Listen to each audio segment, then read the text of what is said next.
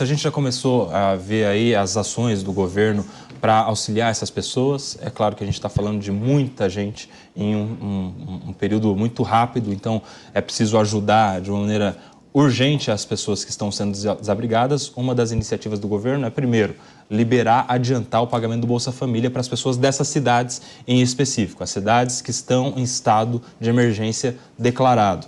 E segundo, um auxílio que será dado a essas pessoas de R$ 800 por desabrigado.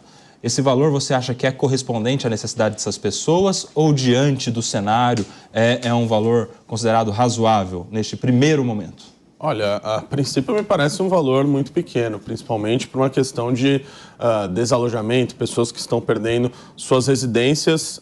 Me parece muito pouco e acho que não vai dar para fazer muita coisa. Agora, eu queria comentar mais uma coisa com relação a isso, de que aquela situação de assim, quando você não tem nada para falar, o melhor é você ficar quieto.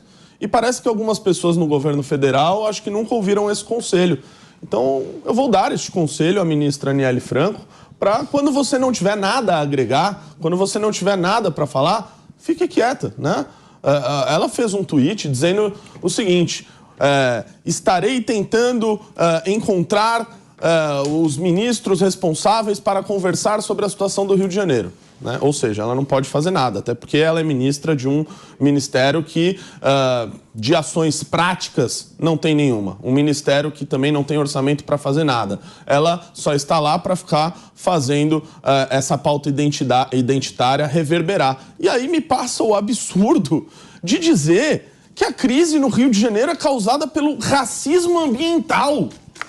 Racismo ambiental, pessoal. Alguém já tinha ouvido falar numa maluquice dessa? Racismo climático. Me parece que agora a chuva, ela é racista. Meu Deus do céu, isso beira a loucura. Isso beira a loucura, pessoal. Eu fico perguntando se na hora de contratar ministros tem algum tipo de teste psicotécnico para ser feito, porque falar um absurdo desse enquanto as pessoas estão morrendo debaixo d'água é de uma infantilidade, para não dizer outra coisa, sem tamanho. Paulo Loyola, meu amigo, você que é um militante, alguém que aqui representa muito bem o espectro progressista à esquerda, explica para a nossa audiência, por favor, o que é, se existe esse racismo ambiental e climático. Como disse aqui o Renato, a chuva, a tempestade também é contaminada por essa ideologia de racismo? Bem, antes de tudo, eu acho que tem um ponto que a ministra, de fato, tem uma questão, é que eu acho que ela poderia, sim, escolher palavras mais conhecidas da população para fazer explicações sobre temas complexos, e nisso eu tenho algum acordo. O que a gente pode falar sobre isso? Primeiro, racismo ambiental é um termo desenvolvido na academia, talvez fuja aí do conhecimento de alguns, desde a década de 60 e 70, pelo menos.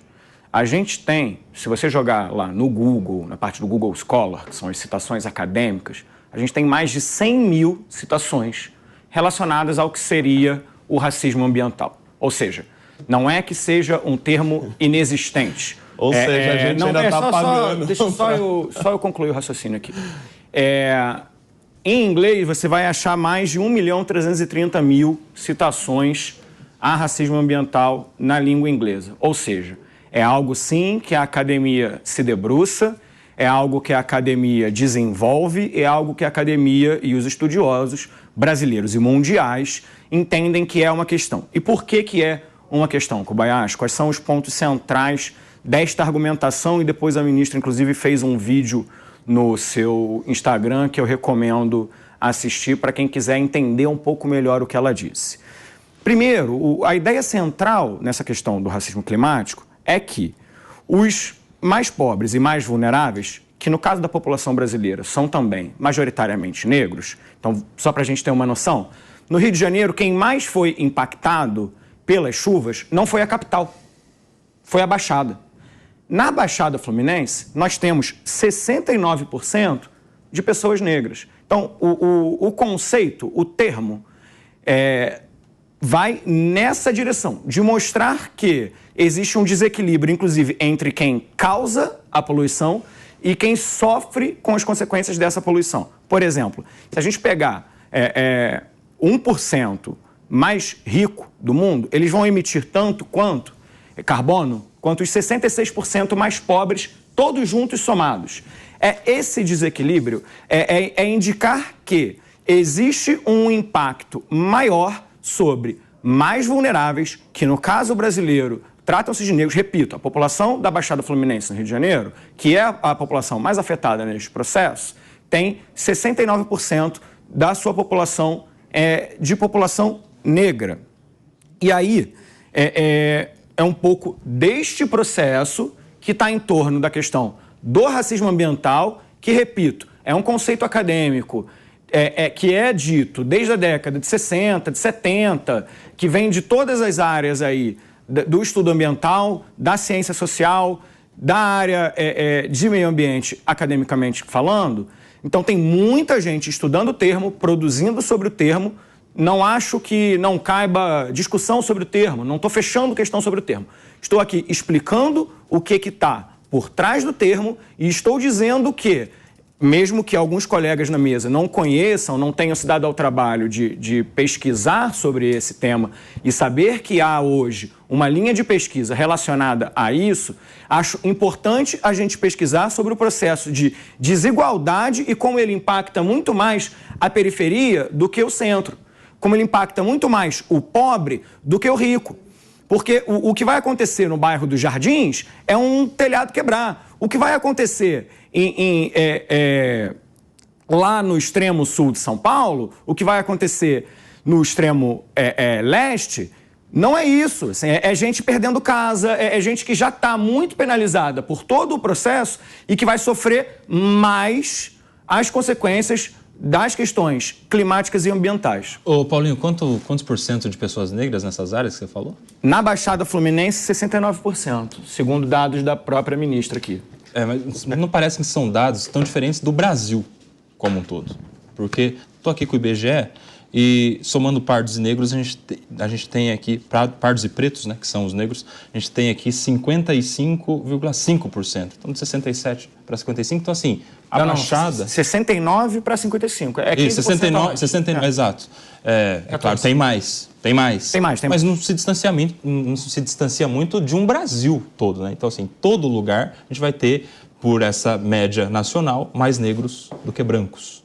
É um cálculo trazido aqui, IBGE de 2022. Os pardos são colocados como negros nessas... Que essa é a decisão do IBGE, né? São pardos e pretos são negros. É que quando a esquerda fala de negros na faculdade, os pardos não são mais negros, né? Agora, quando vai falar de penitenciária, por exemplo, os pardos são considerados negros, tudo vale para narrativa, não estou dizendo que é o caso. Agora, gente, pelo amor de Deus, a gente tá... a ministra trouxe à baila a decisão de racismo ambiental. Ah, mas isso é discutido desde os anos 60 e 70. Então, desde os anos 60 e 70, isso é ridículo e continuará sendo. Meu Deus, assim, eu não sei nem o que comentar sobre uma notícia dessa. Agora estão, acho que, dizendo que o São Pedro ele é racista, porque ele faz chover e a chuva, teoricamente... pelo amor de Deus, vamos ter um mínimo de bola no chão no debate.